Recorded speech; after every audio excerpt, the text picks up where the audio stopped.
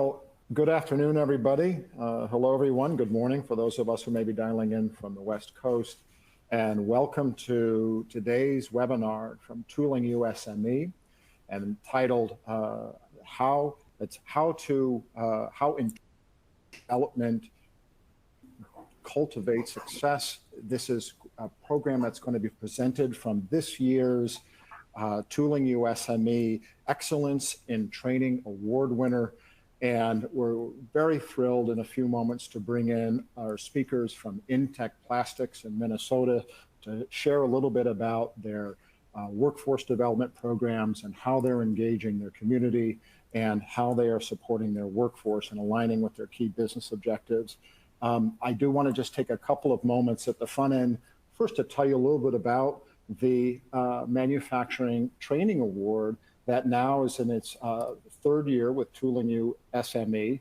And as an organization with SME and Tooling U-SME that really understands a lot of the challenges facing our manufacturers as they look to find new ways to recruit and attract employees into careers in manufacturing, how to potentially find new and innovative ways to engage their pipeline, their communities, some of the schools and the partners, and then really faced with those challenges on how to build the necessary onboarding programs and cross-skilling and upskilling programs and tie them to a lot of the manufacturing challenges that manufacturers are facing. It's a very daunting exercise. And so in creating this award a few years back, Tooling U-SME really wanted to share those kind of best practices and examples that where organizations like Intek Plastics have kind of won the war on talent, and have built these programs and have been able to demonstrate, measured success to their organization and to their communities. And so this is an opportunity for those of us on the call today to meet Intek Plastics and hear what they are doing with their programs. And it's our privilege at Tooling U-SME to bring this program for the group. A little bit more about the award itself, that the award is open annually to manufacturers of any industries of any side within the manufacturing, sector. The opportunity here, I think, amidst all of the emerging digital transformation, technology transformation, as the manufacturing processes and technologies continue to evolve and rapidly evolve, it only adds extra, I think, pressure and difficulty, sometimes complexity, on those training departments, HR departments, operations, quality departments, to really keep pace with aligning those skills and competencies of an organization with some of those emerging technologies. And so we'd like to, again, acknowledge with the Intek conversation today some of the successes they've been able to have and share them with the group. And we certainly encourage any of you who want to expose perhaps some of your own training programs to the community to engage with Tooling U-SME and apply for some of these awards in the future. Some of the criteria I'll share with the group that we share and evaluate. We certainly look at business alignment and accountability. And so I think you'll hear from Intek Plastics today how they have visibility across their organization chart to really get that buy-in and sponsorship and how important that is to their success. Certainly job definition, and that's oftentimes that can be the challenge back to the technology comment about staying current with some of those job definitions as some of those skills and competencies evolve over time, AKA the curriculum, the content, some of those training modalities. We'll get into that a little bit, the quality of instruction. We also certainly evaluate as part of the award criteria, the overall culture, both from an organizational culture and a learning culture, maybe some of that training infrastructure. There's lots of new technologies that are out there, from self-paced distance learning or virtual reality environments, et cetera, that are coming into as resources for training organizations. So we certainly look at some of that training infrastructure as part of that overall culture. And then how are employers measuring the efficacy and impact and output from their training programs. What is it that you are measuring and why? And of course, hopefully all of those metrics point to some real progress and we're moving the needle. So again, just a little bit of an opening comment around the award itself. Before we bring in our friend from Intek Plastics and ask them to share their program, just a couple of very quick housekeeping comments. You'll notice on this particular webinar platform, there is a Q&A, sort of a chat feature that is most often located down and off to the right by default. The way we're going to handle questions from our large group today is if you would just go ahead and type your questions into the Q&A. Just in the interest of time and getting through the conversation, we're going to hold questions until the end of the actual presentation. We'll do our best to make sure that we can raise some pertinent questions to some of those salient points throughout the conversation, but we'll be sure to leave time at the end to address as many of your questions from the chat. And then if we don't get through all of the questions in the chat, we'll certainly follow up with everyone afterwards. That is also to say that there will be a version of the presentation that will be available to share. So we'll go ahead and answer that question now. That will be part of your thank you follow-up email. You'll receive access to the presentation and also responses to any of those unopened questions. And so without any further ado, it is my pleasure to introduce Nate Becker from Intek Plastics. And Nate, I'll go ahead. The floor is yours.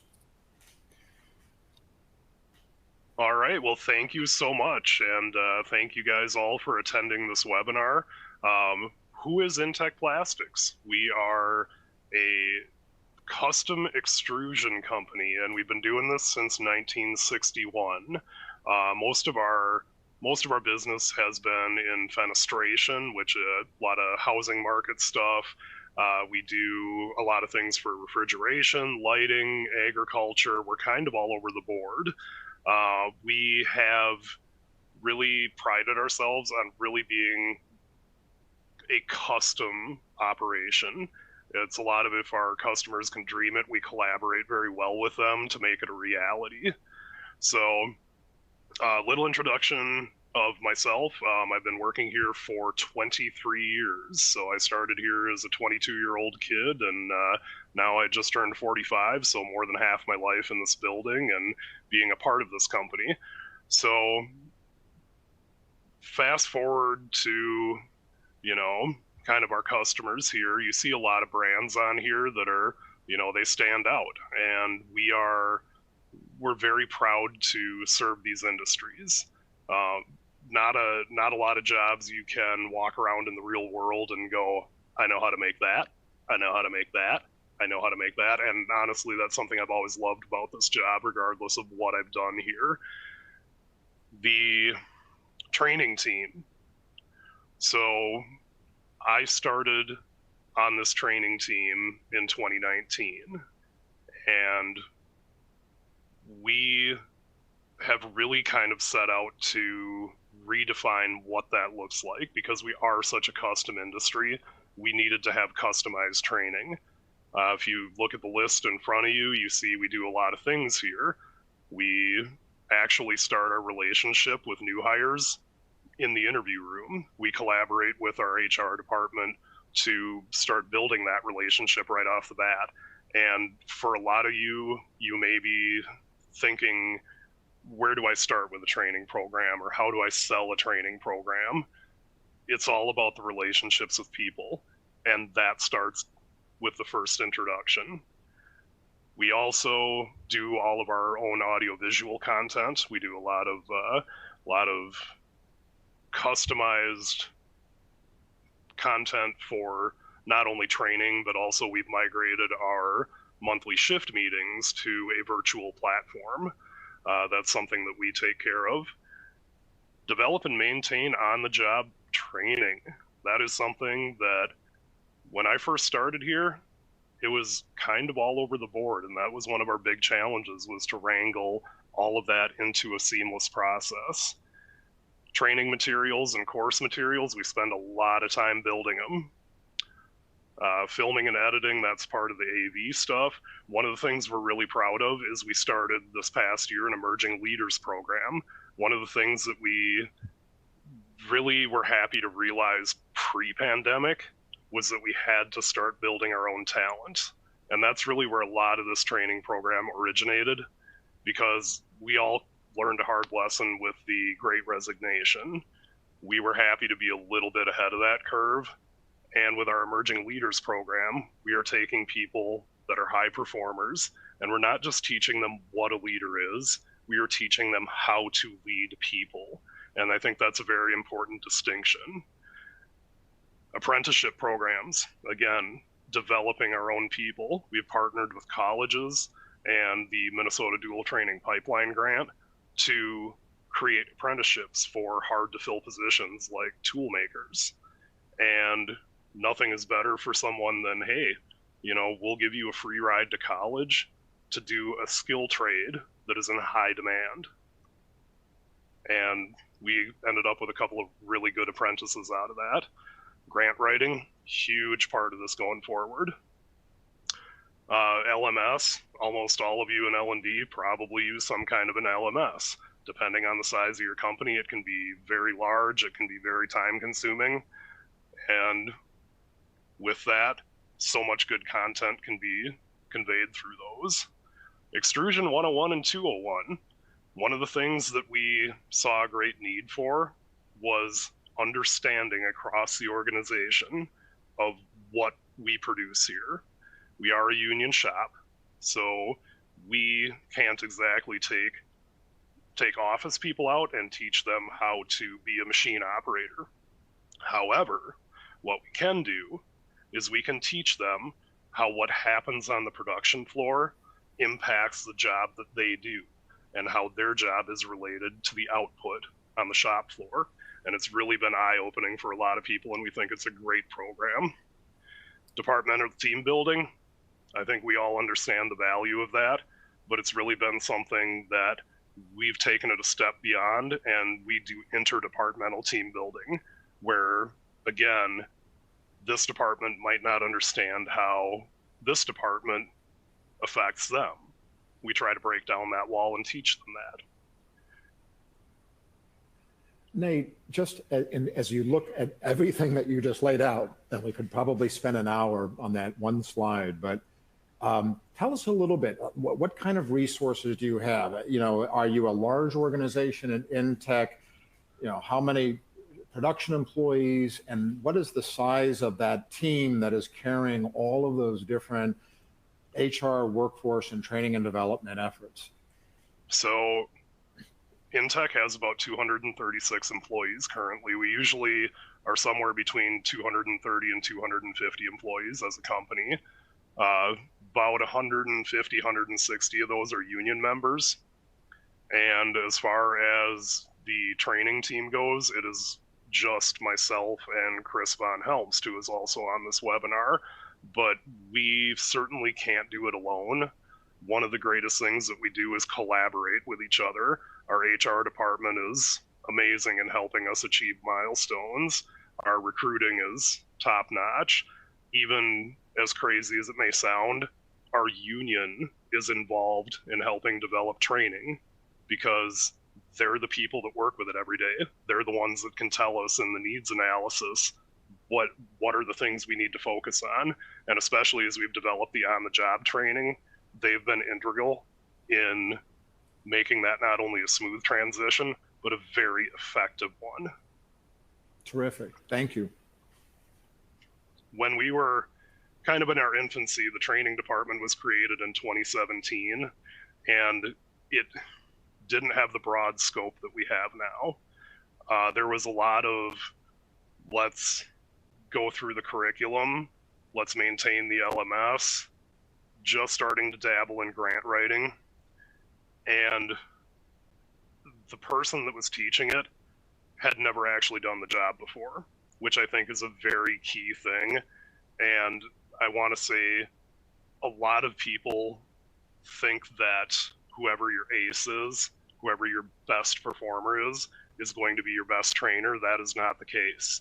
Usually it is going to be the person that can take a complicated subject and teach it in a way that somebody that's never done it before can understand it and apply it. So it was very bare bones, but it was the beginning of something good. We were hurting a little bit back then. DPPM is something that can be subjective no matter what business you're in. A different number may mean different things for different people, but 4,200 was not a good one for us. Safety scorecard was down in 2018. And this is one that kills me because I came in and this was the state of things. Of 67 new production hires, 51 were let go or quit. That's insane. Turnover is something that everybody fights right now. And I want to really stress that training, and more importantly, how you treat people, so they're not just a cog in the machine, but they are a vital part of your organization, that makes all the difference in retention. We also have a leveling program, which Chris will touch on. And over the course of a year, we only had 25 employees company-wide gain a skill level. So we were really in a place where something needed to happen, which is the trigger for what we've spent the last 4 years building. At this time, I'd like to turn it over to Chris Von Helmst, who is the other half of this training team. Take it away, Chris. Hello, everybody. My name is Chris Von Helmst. I'm a training and development specialist here at Intek Plastics. I'm the Starsky to Nate's Hutch, the Luigi to his Mario. And what we do here predominantly is we train operators. They're one of our 2 production kind of entry-level roles, along with utility. Now, what an operator does in their day-to-day, but this by no means is a limit of what they do. They will perform quality checks hourly for their parts to maintain the standards our customers set before us. They build packaging and they pack their own parts. They perform their own production reporting. They correct parts when they go out of tolerance, collaborate with team leads to troubleshoot issues, and maintain material levels in their hoppers. And if that sounds like a lot, it is. Our operators are self-sufficient. They maintain their own lines. They're often the people that set them up, pull them down, get them to standard, and at the end of the day, clean them up. And that may be different than other people's definition of operators in the same industry, who may just be someone that packs the parts and does the quality checks, and that's it. And we need our operators to be this skilled and this self-sufficient because, as Nate said, we're a custom profile extrusion company. And coming with most of our parts being custom, there's a lot of problems that can arise, a lot of quirks, a lot of issues with the parts. So we need our operators to be able to address them personally. Now, when I started as an operator at Intek, I was on my way in as Nate was on his way out to help set up a extrusion project for another company. And he suggested that I come in and interview for his old supervisor spot. That spot had been filled, unfortunately, but I started as an operator instead. And the operator training I went through was largely video driven. It was 25 to 30 minute videos. 25 to 30 videos ranging anywhere between 30 minutes to 2 hours. And some of those videos that we watched stressed the limits of the human attention span, to say the least. They were shot in a very grainy and personal way. Not a lot to glean from them. There is very little, if any, interaction with the extrusion process. And this is no disrespect to Nate's predecessor. He just didn't have operator experience. So he didn't have the ability to take operators to the floor, show them the equipment, and be able to interact with it in an authoritative way. And the operator trainers receive trainees with little to no foundational knowledge as a result. The way I usually describe my experience is I watched some lockout tagout videos, learned how to use a ruler, and they sent me to the floor to a very confused operator who was equal parts upset they had to train a guy that didn't know anything about the job and counting the clock, wondering when his shift was going to end. The training was death by worksheets. And for every sentence that the trainer spoke, there was a worksheet to go along with it. It really drove us down. And as I mentioned before, the teacher of the class didn't have any operator experience.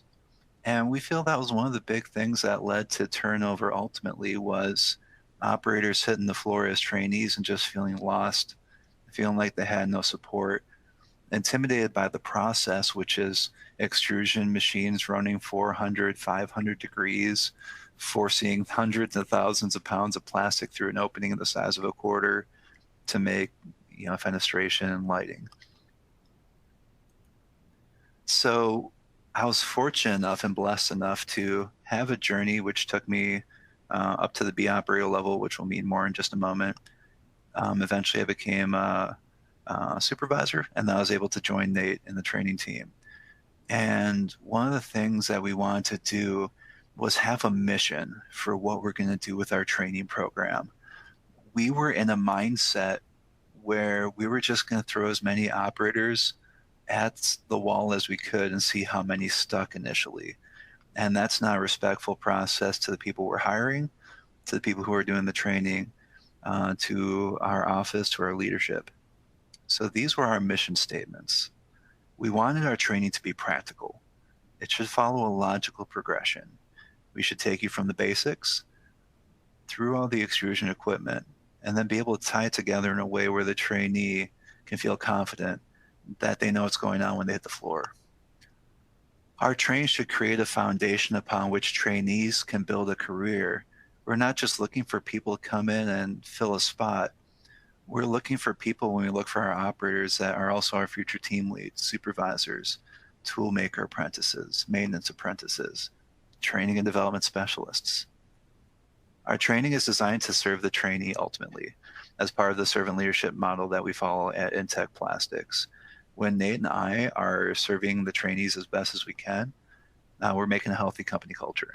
We're making trainees that are confident, that are ready to serve one another, a team that's ready to collaborate. We also wanted our training to be accessible. Our training adapts to the pace that's needed to suit the learning styles and the size of the class.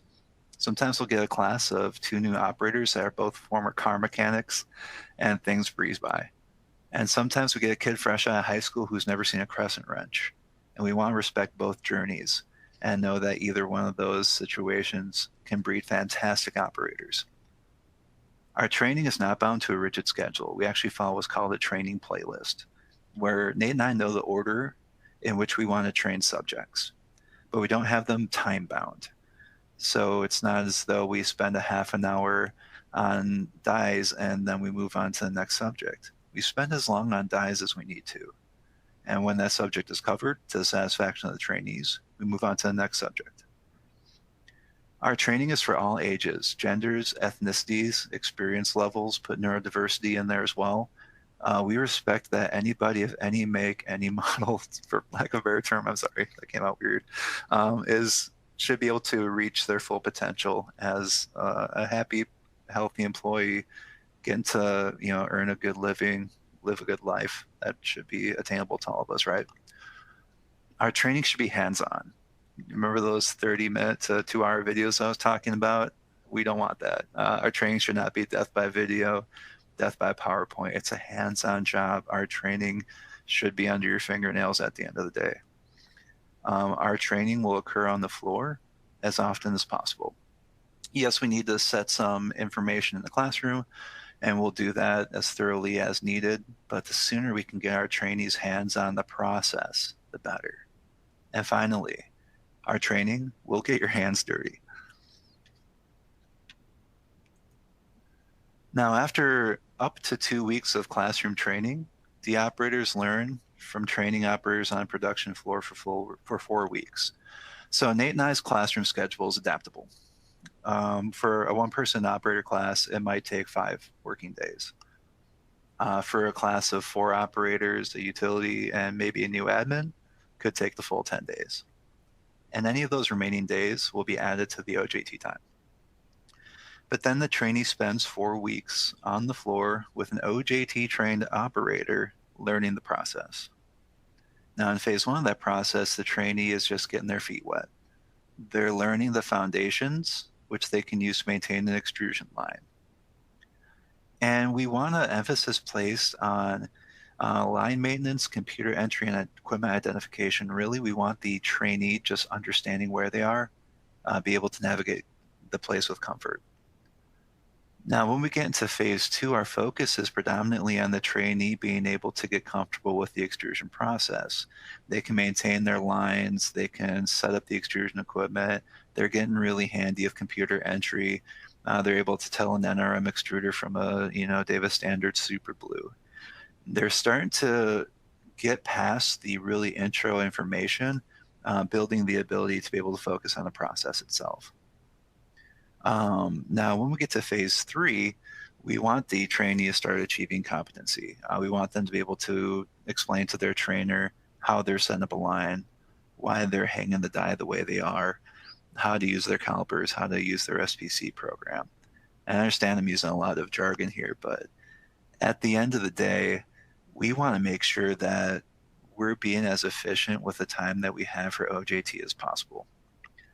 These phases, again, are not time bound. As soon as a trainee is done with phase 1, they can move to phase 2 and to phase 3. Now, this busy looking PowerPoint slide is our operator career path. And the philosophy that Nate and I have, Nate and I were benefits of operator career pathing. And it's our mission and our pleasure to be able to offer these paths to any position. Now, we have career paths for utility, for operator, for just about any entry-level position. But for the sake of clarity, the operator career paths, as you can see here, are plentiful. There's 10 operator levels that an operator can go through. They start as a D-level operator, and after their 3-month probationary period, a minimum of 2 months has to elapse before they're eligible to test up to the next level. But they can take as long as they want. They can take 2 years if they wish. And every time they level up, they get a nice pay bump. Usually it ends up being around 10%, maybe 5%. So my numbers are horrible. Nate's shaking his head, but it's good. It's a healthy bump. Our D operators on their journey up to A operator potentially can see their hourly rate increase by 50%. So the importance behind this is we want our operators to be able to determine the pace of their progression. They don't have to wait a year for their boss to maybe think that they're worth an extra quarter. What they can do with these operator levels is demonstrate in a demonstrable process that they've achieved enough competency and knowledge to be able to become more independent and merit those levels. Now, my personal path is I started as a D operator and I progressed all the way to B1 before I was fortunate enough to win a value stream supervisor position and then move on to a training and development specialist. But some of the other things that might happen with an operator is they may become a tool room technician, a maintenance apprentice, a supervisor, a toolmaker apprentice, a team lead. There's so many different ways that they can go with the different paths available to them. But again, being able to determine your fate, the pace at which you'll progress through your career, we found is very important to us. We want to pay forward the opportunities that Intek gave to us by giving them to others. The 2 gentlemen that you see at the bottom left of the slide are Joey and John. Joey made it to C operator level 2, I want to say, before he became a toolmaker apprentice. John Maramanovich was a very talented B operator when he became an apprentice as well. And what we did is through the Minnesota dual training pipeline, we sent both these gentlemen to Dunwoody.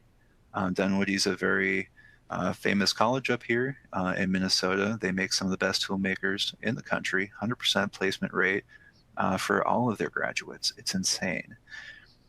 So we sent these 2 to get their toolmaker certificate at Dunwoody. No cost to them whatsoever. Any of the costs that wasn't covered by the dual training pipeline grant, Intek gladly paid. And we also, during their work days, made time for them to do homework, to be able to focus on their schooling, because we thought it was important not only to take that pressure off them, but also then they have talented tool makers available at Intek who can help them, who can guide them, give them advice, mentor them throughout their process. Also, 4 of our 9 value stream supervisors are former operators as well. Who better to schedule operators, who better to be able to coach, mentor operators, help navigate the tough times than people who have been through that experience themselves. There's a lot more empathy in a build like that. And we feel that's greatly increased retention. We want our operators on the floor to be able to see that, yes, I may start as an operator at Intek Plastics, but I can imagine myself being more than that.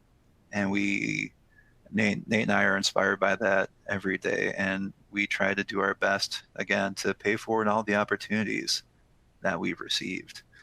But now I'm going to pass the presentation back to the dulcet tones of Nate, and he's going to talk about the current state of things. So this looks a lot like the slide that we had towards the beginning. As you can see, last year the DPPM came way down. Big props to our quality department, but we also like to think that having well-trained people that are familiar with the process, with how to correctly do quality and correctly identify when there is an issue, played a little bit of a part in that. We work very closely with our safety engineer, and year to date so far, we're looking pretty good on the safety scorecard. Nobody wants to have injuries of any kind, because we all want people that come to work, we want them to go home in the same conditions, same amount of fingers, all that stuff. And we're really, really proud that we've been able to achieve that. Turnover. Now, turnover, again, like I said before, it's a big, big part of what's on all of our minds right now in the business world. You saw what we had years ago. Right now, we track turnover and absenteeism as a monthly KPI, and month over month, we're seeing right around 2%, sometimes under that. And that is so encouraging, because especially absenteeism, I've always believed, is a very big indicator of if employees are happy. And if employees are happy, they're going to want to give their all for your company. They're going to want to be invested in what's going on. And it just brings my heart a lot of joy to see that, because in a world where manufacturing turnover is astronomical right now, we are so proud of that metric. And at the bottom, we see just in 2022 alone, we went from 25 level ups to 96 across the board. Chris and I always like to say, whatever good things happen out of this training, it's never about us. It's always about the success of the people that come through our programs. That's what we do this for, because we were those guys years ago.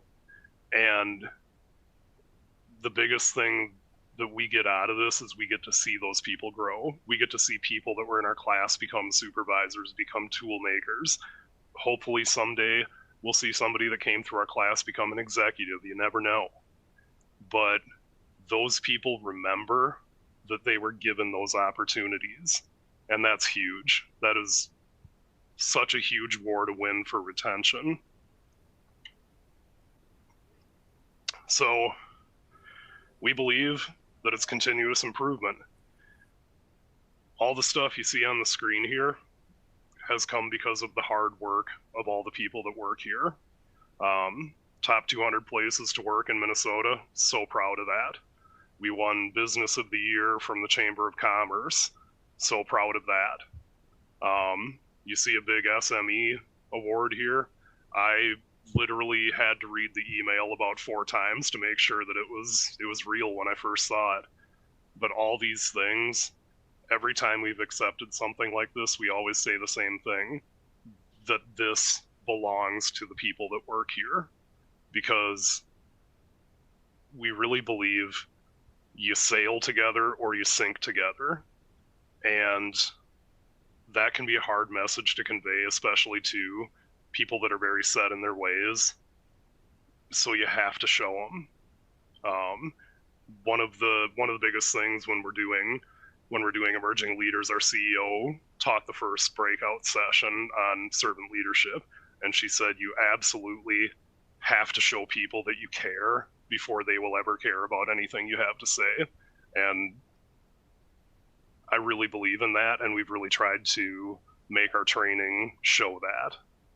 And thankfully, we've had some good success with that, and hopefully we'll continue to do so in the future. And again, this goes out to people that when we talk to peers, most of the time we get the same question: where do I start? You start by looking at what you have and what you can do right now. Try to win the battles that you know you can win. And one of the things that we've found pretty effective is we volunteer for things. Oh, we need people to do all the audio visual. Okay, well, we'll figure out how to do that, and we'll do that. And people start buying in. And you don't have to have a huge budget. You don't have to have all this big stuff. Most of what you need to train people is already right there. But train them where the work is done. That's where the rubber meets the road with this stuff. And just realize you're never going to be done. There's no time that you can just go, all right, we're good. We're just going to sit back on cruise control, because that's when it all falls apart. You have to stay fresh. Well, Nate, that's a really good point. But it takes commitment, not just from the training and development army that you and Chris present and manage it too, but it really takes an organization. And you alluded to that in your comments just now. And so one of the questions that I know a few of us have, and I'm going to actually tie a couple together, is really ask if you might talk a little bit about that organizational commitment so that you can basically do the things you're talking about, not just from a programmatic level, have the training programs, but more around that cultural piece that really respects the individual and respects the process. And as you respond to the organizational commitment, if you wouldn't mind including as part of your response some comment around how you balance some of the clock time and just some of the natural friction that is built in between busy production schedules, getting product out the door, and really finding the time necessary to go beyond just chunking this, just dealing with it in chunks. And what we'll be interested in hearing, and I imagine as you talk about the union and their endorsement and support of the program, maybe you can talk a little bit about how the union has been collaborative in this effort to really weave this into everything that you're doing up there in Hastings. Yeah, so that's definitely a beefy question. One of the greatest things that we have enjoyed is having great cheerleaders. Our boss, who is the VP of HR here, has always been our biggest cheerleader, and she's very much the kind of person that is going to try to get us what we need to pull off sometimes what looks like the impossible. As far as leadership goes, our CEO, amazing ally to have in this. She actually during our onboarding class will come in and do a Q&A lunch with every new hire, like legitimately every new hire that comes in, whether they're day one production, no matter what level they come in the company, she wants to meet all of them. And that's not just from us going, oh, come on, will you do us a favor? She asked us to be able to do that. And that's fantastic. Like, that shows exactly that servant leadership. So I'm not going to lie, the early years were in a few ways kind of a struggle to get people on board, but it was those little wins that I'm talking about where it's people would come and go, okay, we need this, and we'd figure out a way to make it happen. And it's like, oh, okay, well, all right, well, what if I need this? And there was a lot of things that Chris and I didn't know how to do, and we would literally go on YouTube and figure out how to do it. And I think as an L&D person, if you're not in this for that kind of commitment to people, it's a step you can take. Now, as far as the union goes, we, for a long time, had a traditional relationship with our union, and it was very much, there was a wall in between the company side and the union side. We, in the past year and a half or so, we have a new head steward that is very collaborative, and it has been just a pleasure working with him. And he's very passionate because he's another guy that came in here and went through the way the world was before, and he's like, I don't want that for people anymore. We need to do better. And the OJT program came a lot from his mind. We knew we wanted to do something, and he stepped up to us and said, hey, we want this from the floor.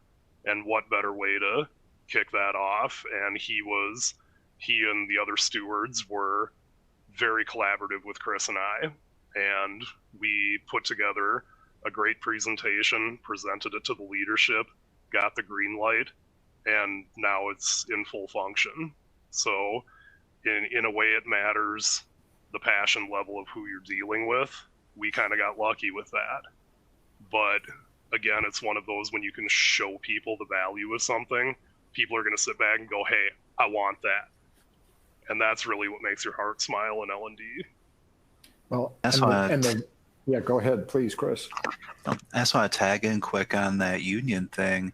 We're able also to demonstrate to the union that the better trained our operators are, the happier they are, the more money they're making.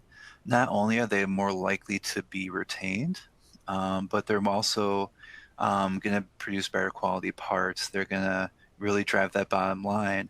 And we'll be able to demonstrate that the more profitable, for lack of a better term, Intek is, the better negotiations go for contracts, the better wages that are a result of those negotiations, better benefits. There's the human element of, saying, of course, we want to treat people with dignity, respect, train them well, support them. But it's also important that we also be able to demonstrate that from the union's point of view, they're going to be very well supported, the better we perform and the better our trainees perform.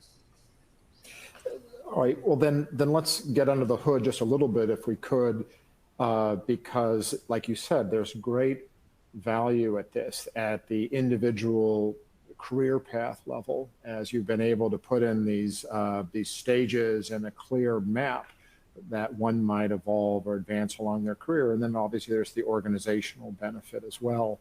But we know it's just not as easy as turning on the light switch. Tell us a little bit more about, give us a day in the life. How does this program weave and dovetail in across a busy day? Are we pulling folks off of the floor? Is this paid clock time for training? Is this off the clock? And maybe as you go through just some of the nuts and bolts, Chris and Nate, give some consideration to this role of the on-the-job trainer that we're also hearing. It's that hands-on piece. Is this a formal coach, a formal mentor? Is this someone who, as part of that title, has received any kind of training or support themselves to be able to call themselves OJT? So take us through a day in the life. This is very interesting. You go ahead first, Chris. Cool. So Dan, that's a fantastic question. First, I want to speak on the OJT trainers themselves. What we did is we opened up to all Intek operators who were interested the ability to apply to be an OJT trainer. And then the supervisors on their shift, we have an overnight shift, a day and an afternoon shift. They selected 3 candidates from each shift to go through OJT training. OJT training was multifold. First, we wanted the OJT operators to be able to understand the phase system and how to maintain the paperwork. And that is important because we want to make sure that the training process that the OJT operators perform is repeatable and trackable. And then after that training, each shift has their 3 OJT operators, and they get a differential hourly wage when they're performing as an OJT operator. So they're getting compensated financially to be able to do this. And what's going to happen is the OJT operator is going to take a trainee onto their production line, and they're going to train and mentor them throughout that multi-week process. What that does is it creates a relationship between the OJT trainer and the trainee of trust. And also there's no backtracking and going over steps that have already been covered. When they have a consistent OJT operator throughout the process, the OJT operator knows what the trainee's good at, what they're not good at, what their skills gaps are, what training still needs to be addressed. And then what we're hoping is, as a result of that trust relationship built in the OJT process, the trainer has a friend and a mentor relationship with the trainee throughout their career at Intek. Someone that they can look to, ask advice. And our OJT operators are from every experience level. We have some that have been working here for 20 years, and some that have been working here for 2 years. And sometimes those 20-year OJT operators, they know the nuts and bolts and, every in and out of the machine. But the younger ones, they understand what it's like to be new. They understand what it's like to not understand the process. They have empathy. So the other part of your question was, walk us through a day of training. Well, what's going to happen is they're working live extrusion lines. These are lines that we're building parts for customers. And our supervisors are being mindful to schedule the OJT trainer-trainee pairs to lines that fit into where they are in their phase work and where they are in their training. This mindful scheduling is one in which trainer and trainee pairs are scheduled first. That way we're giving the trainees the best lines to work on that have the best things to teach them as far as where they are in the process. That mindfulness of placement really puts the trainers in positions where, okay, if we're training you on a twin screw, we have one available, we're going to make sure this one has like a single cutter blade, etc. Now the phase system works where the trainer and the trainee each sign off on a subject when they feel they're comfortable with it. The trainer feels that the trainee is competent, and the trainee feels comfortable with the subject they both initial. That way it's a bit more transparency to the process. It's not just the trainer pencil whipping saying, yeah, this kid's fine when he's not. It puts transparency in the process. And then with that phase paperwork, when they are done with each phase, the supervisor will take that paperwork, take 10 random subjects, check to make sure that the trainee is competent in those subjects, then they move on. Really structured process, really transparent process. And it's good for the trainees because they know that they're being taken care of in a way that's time tested and true, but also the trainers have a roadmap to follow. They have a process to follow. There's no guessing and feeling their way around as to what they're covering. They have that laid before them.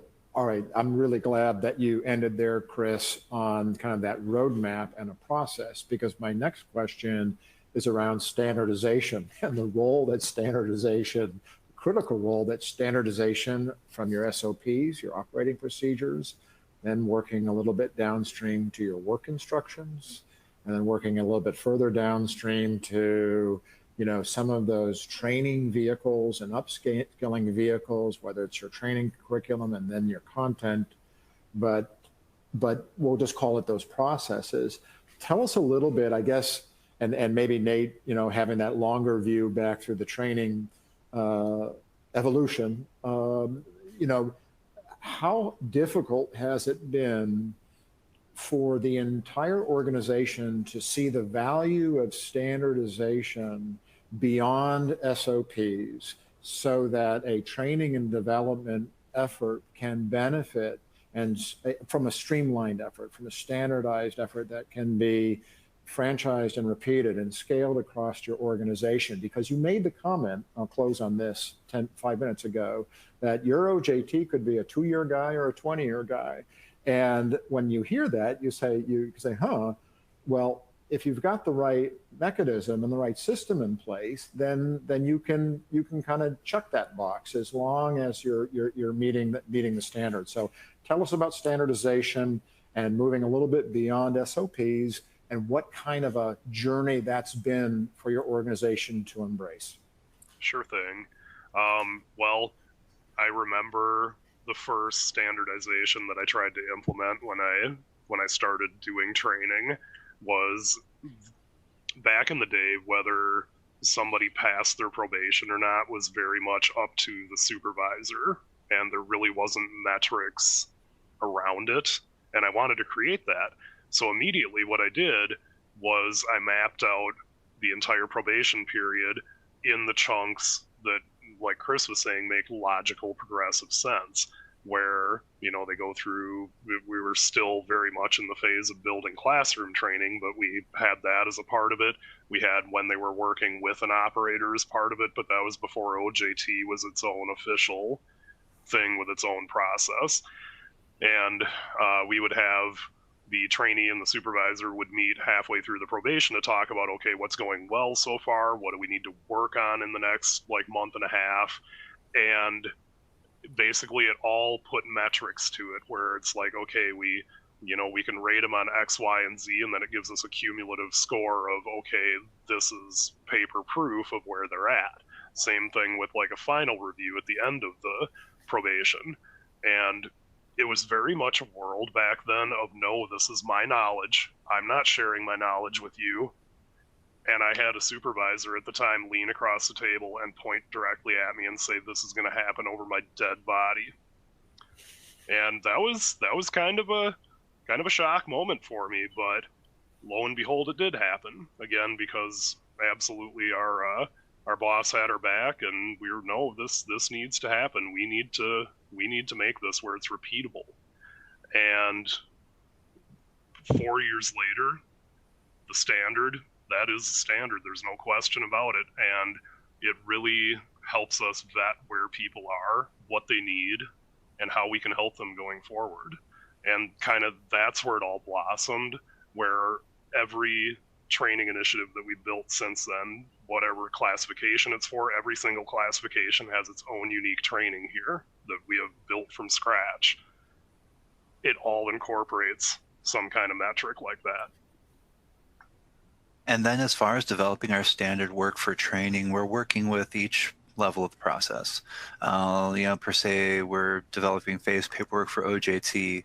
We work with operators as far as how the process can be built, team leads, supervisors, trainees. Everybody that's going to be involved in the process at some point, we want their input on what we've developed, because they're the people that are going to be using the tools. It's not enough for us to be sitting in an ivory tower deciding what's best for everybody else. So when we're developing any kind of standard work, be it for training or be it company-wise, those are all events that have people that touch every point of the process. And what we found is people can put their trust in the standard work because they helped develop it. They had input to it.